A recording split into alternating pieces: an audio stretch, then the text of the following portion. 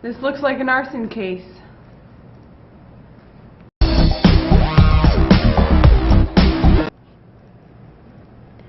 I found a suicide note and a cigarette in the car. Maybe we should take to the lab to test it. Okay, I'll get it to testing as soon as possible. There was a suicide note found in the car, so there must be a victim somewhere around this crime scene. We should call the search team.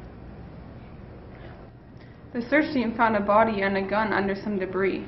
According to the stage of the blowflies on the victim, it has been dead for 3 days. In order to determine the age of the victim, her pelvis has been x-rayed. Due to the wider, slightly tilted pelvis, she must have been around the age of 30.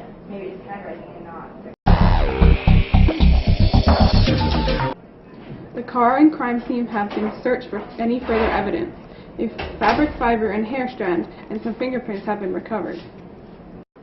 The fabric fiber was partially melted as a result of the car fire.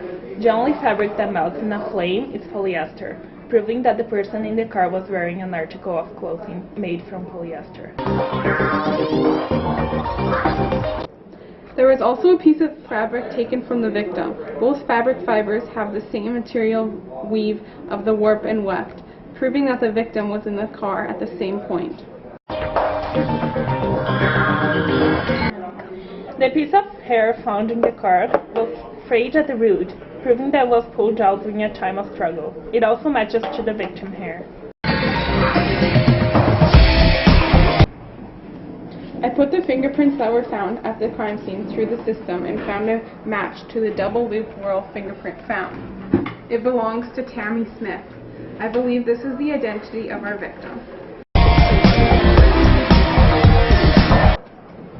I have collected some previous checks filled out by Tammy Smith.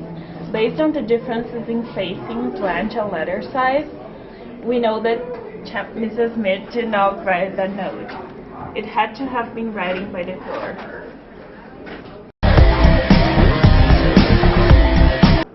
A footprint was lifted near the crime scene.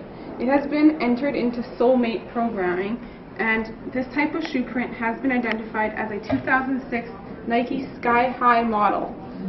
Good thing that particular shoe wasn't that popular, and only 100 people purchased the shoe in Calgary. Also, by the walk-in pattern being small and slightly pigeon-toed, the footprints belong to a woman.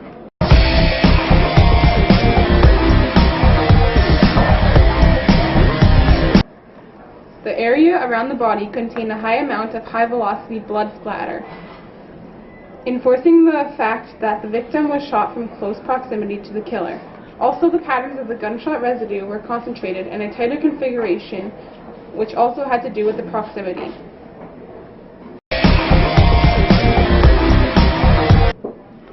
There was a large white mark on the arm of the victim.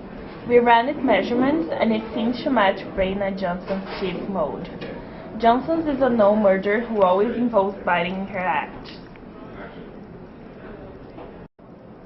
We definitely know it's Johnson because of the deformation change of the jawline due to braces.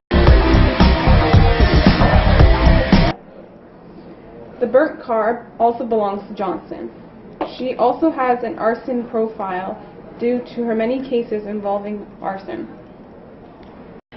The gun and bullets that was buried with the victim has been analyzed, and the bullets belong to a semi-automatic gun.